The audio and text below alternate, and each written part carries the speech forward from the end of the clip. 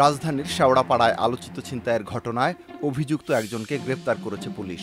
অভিযুক্ত ছিনতাইকারী ইমরান খান সাকিব ওরফে শাকিলকে শুক্রবার সকালে গাজীপুর থেকে গ্রেপ্তার করা হয়।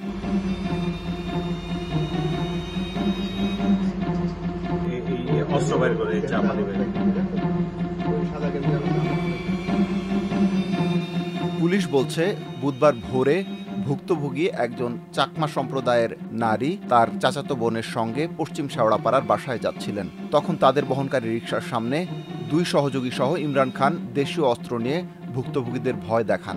এরপর ছিনতাই করে তারা পালিয়ে যান।